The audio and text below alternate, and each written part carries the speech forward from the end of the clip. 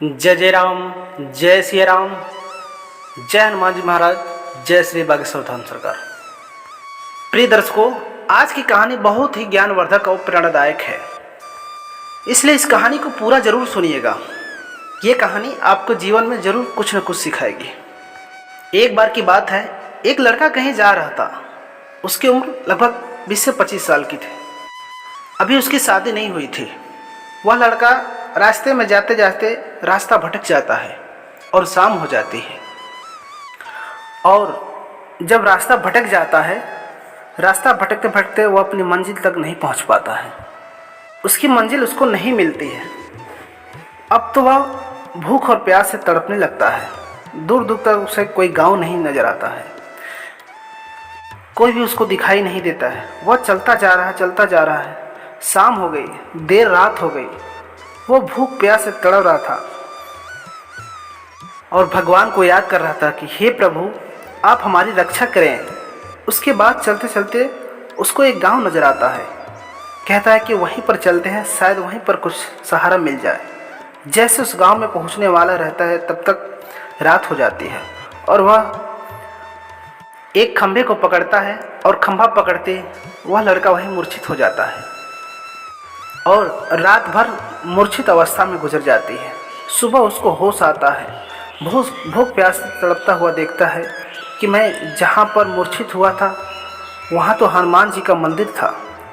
मंदिर पर ताला लगा हुआ था। वह बड़ा ही आश्चर्य हो जाता है कि भगवान के मंदिर पे सुबह में आरती होती है, पूजा होती है, पर यहाँ तो ताला लटका है। बल्कि सुबह में पूजा पाठ होना चाहिए, लेकिन यहाँ पर ताला लगा हुआ है। और जब वह अपने आप को भगवान के दरबार में पाता है तो वह अपने को सौभाग्यशाली मानता है और कहता है, हे भगवान, आपका तो महिमा अपार है।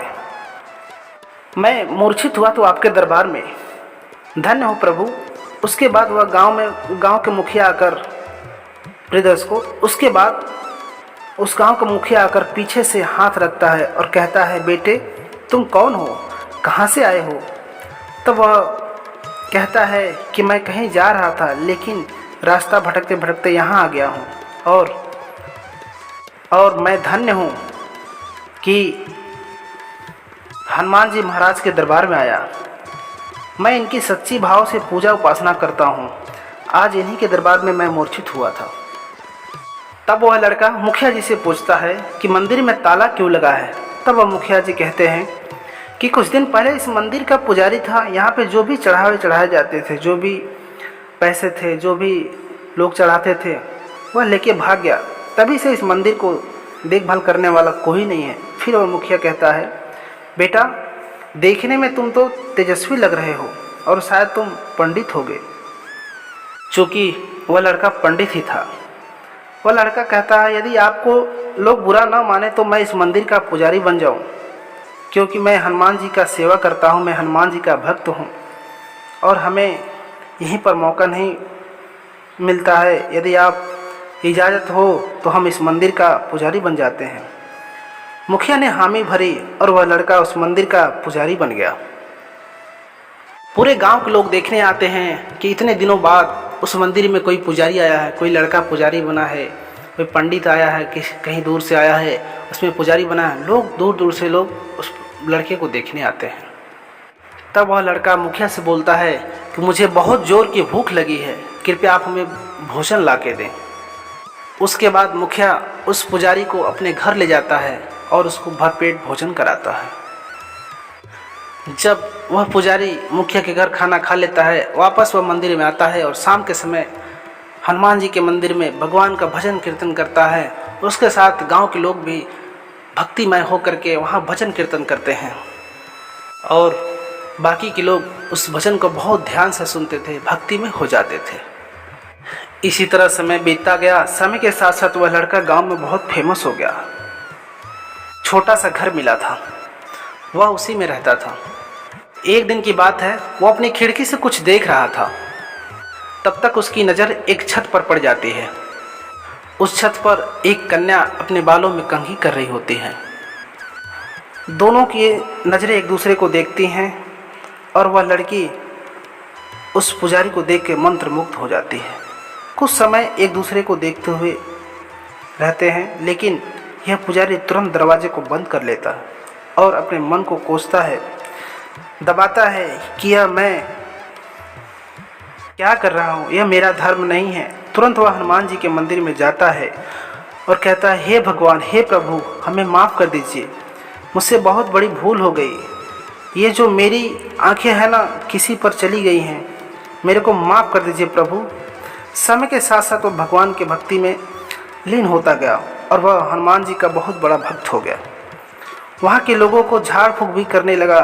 लोगों को कोई भी परेशानी, कोई भी बीमारी, कोई भी दिक्कत होती थी, वह पुजारी, वह पंडित झाड़ फूँक कर देता था, जिससे लोगों की बीमारियाँ, दुख दर्द सही हो जाते थे। एक दिन की बात है कि मुखिया के लड़के का तबीयत खराब हो जाता है। मुखिया भागे भागे पुजारी के पास आते हैं, कहते हैं, पुजारी जी, मेरे बेटे का हालात बहुत ख़राब है, आप कुछ कीजिए। पुजारी जी उस मुखिया के घर पर जाते हैं। जैसे ही मुखिया के घर पर जाते हैं तो आश्चर्यचकित हो जाते हैं। वहाँ पर एक बूढ़ी बैठी रहती है और एक लड़का खड़ा रहता है, और वहीं पर वह लड़की खड़ी रहती है जिसको सालों पहले देखा था, लेकिन वह अपने नज़र को झुकाकर अपने सिद्धि कार्य शुरू कर देते हैं। लड़की को न देखते हुए वो अपने नज़र को झुकाए रहते हैं और सिद्धि कार्य को शुरू कर देते हैं। उसके बाद वह लड़का ठीक हो जाता है। उसके बाद पुजारी फिर अपने मंदिर को चले जाते हैं। उस गांव पुजारी को सम्मान करते थे। उस गांव के सभी लोग उस पुजारी का सम्मान करते थे। अगले दिन उस मुखिया का लड़का भागे भागे आता है और कहता है, पुजारी जी, आप मेरे घर चलिए, मेरी बहन का तबीयत बहुत ख़राब हो गया है। पुजारी तुरंत जाते हैं तो देखते हैं कि वही लड़की है जिसको सालों पहले उन्होंने खिड़की से देखा था। जब पुजारी देखते हैं तो वह लड़की अजीब हरकत कर रही होती है, पटकती झटकती, आंखें लाल, बाल खुला रहता है, जैसे कि किसी भूत प्रेत का साया हो, किसी भूत प्रेत का वास हो।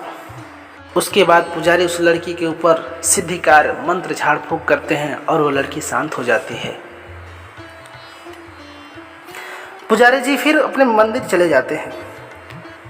अगले दिन फिर वह लड़का भागे भागे आता है, कहता है, पुजारी जी चलिए, मेरी बहन का तबीयत फिर से ख़राब हो गया और फिर वही उसी तरह हो गई है, फिर ऐसे तोड़ फोड़, फिर मारपीट ऐसे कर रही है, अब जल्द से मेरे घर पे चलिए। पुजारी भागा भागा आता है, जैसे देखता है लाल आंखें, बाल खुले हुए, लेकिन पुजारी बिल्कुल भयभीत नहीं होता है। वो सिद्धि कार्य मंत्र पढ़ता है और झाड़ फूँक करता है, पर कोई प्रभाव नहीं पड़ता है। वह लड़की खड़े होकर सबको भगाने लगती है, कहती है, इस घर में शादी नहीं होगी, जिसकी भी शादी होगी मैं उसे होने नहीं दूंगी। दर्शकों, मैं बता दूं कि उस लड़की के शादी के लिए उसको देखने वाले उसके घर वाले आए रहते हैं। इसी वजह से उस लड़की को ऐसा ड्रामा कर रहे थे, कह रहे थे, जिसकी भी शादी मेरे से होगी वो मर जाएगा। उस लड़के को शादी के लिए देखने आए थे, वो चले गए। प्रिय दर्शकों, जो लोग उस लड़की को शादी के लिए देखने आए चले गए। उसके बाद पुजारी सिद्धि मंत्र करके उसको शांत किया, लेकिन पुजारी को पता चल गया कि लड़की कहीं ना कहीं कुछ धोखा कर रही है। इसके ऊपर प्रेत आत्मा नहीं है, वह लड़की के ऊपर वास्तव में भूत प्रेत का साया नहीं है। पूरे गांव के लोग आपस में चर्चा करने लगे, उस लड़की से शादी कौन करेगा। लड़की की माँ परेशान हो जाती है कि मेरी बेटी शादी कौन करेगा। मुखिया भी चिंता में पड़ गया, अब क्या होगा, मेरी बेटी से शादी कौन करेगा। अगले दिन लड़की का फिर से वही हाल हो जाता है। पुजारी समझ गया कि ये लड़की नाटक कर रही है। पुजारी लड़की के घर वालों से कहता है कि लड़कियों को मेरे से अकेले में बात करने दीजिए, हम उसे अकेले में बात करके कुछ पूछना चाहते हैं। पुजारी लड़की को कमरे में ले जाने के बाद दरवाजे को बंद करता है। लड़की आंखें लाल हुई चारपाई पर बैठी हुई थी। जैसे पुजारी अपने ड्रामे बंद करो, लड़की को लगता है कि पुजारी को सब कुछ पता चल गया है। पुजारी समझदार था, पुजारी ने पकड़ लिया। लड़की कहती है, आखिर जब समझ में जान ही गए हो, सब पता चल ही गया है कि हम ड्रामे कर रहे हैं, तब पुजारी पूछता है कि तुम ऐसा क्यों कर रही हो। लड़की कहती है कि मैं उससे शादी नहीं करना चाहती, इस वजह से मैं ड्रामे कर रही थी, नाटक कर रही थी। तो वह पुजारी कहता है कि ऐसा नहीं करना चाहिए, अगर तुमको शादी नहीं करना था तो अपने घर वालों से, अपने माता पिता, अपने भाई से कह देती, लेकिन ऐसा करने से तुम्हारे पूरे गांव में बदनामी हो गई, तुमसे शादी कौन करेगा। वह लड़की कहती है कि मेरी सारी सच्चाई जो जानता रहेगा मैं उसी से शादी करूँगी। पुजारी बोला, मैं समझा नहीं कुछ। लड़की बोलती है, पुजारी तुम जानकर अनजान बन रहे हो, तुम सब जानते हो, तुमको सब पता है, इसलिए शादी तुम्ही से करना है। क्या तुम हमसे शादी नहीं करोगे। जैसे यह बात लड़की के सुनते पुजारी वह घर से बाहर चला जाता है। कहता है, हे माता जी, आपकी बच्ची ठीक हो गई है, अब उसे कोई दिक्कत नहीं, कोई नहीं परेशानी नहीं होगा। लेकिन जैसे घर से बाहर जाते हुए लड़की की माँ कहती है, देखिए एक बात कहे तो बुरा तो नहीं मानेंगे। पुजारी कहता है, नहीं माता जी, कहिए जो कहना है, बेझिझक कहिए, हमें कोई दिक्कत नहीं। वह अम्मा कहती है, देखो बेटा, अगर तुम मेरी बेटी से शादी कर लेते तो मेरा उद्धार हो जाता। पुजारी कहता है, माता जी सब तो ठीक है, लेकिन आपके अगल बगल के लोग, आपके गांव के लोग क्या कहेंगे। जो आपके गांव में जानेंगे वह लोग कहेंगे कि एक पंडित ने क्या कर दिया। माँ कहती है कि आप उसकी कोई चिंता न करिए, बस आप राज़ी हो तो हम कर दें, हम अपनी लड़की की शादी तुमसे कर देंगे। और वह पुजारी तैयार हो गया। दोनों की शादी धूमधाम से हुई। प्रेम से बोलिए सिया बलरामचंद्र की जय। अब वह दोनों पति पत्नी अपने जीवन यापन करने लगे, सुख में रहने लगे। भगवान का पूजा अर्चना साथ में रह के पूजा अर्चना करते थे, मंदिर की साफ सफाई, रोज़ आरती पूजा करते थे और बहुत ही प्रसन्न रहते थे, बहुत ही खुश रहते थे। प्रिय दर्शकों, हमारी कहानी कैसी लगी। अगर कहानी अच्छी लगी हो तो वीडियो को लाइक कीजिए, चैनल पर नया है तो चैनल को सब्सक्राइब कीजिए। मिलते हैं आपसे एक और नई कहानी के साथ अगले वीडियो में। तब तक के लिए नमस्कार, धन्यवाद।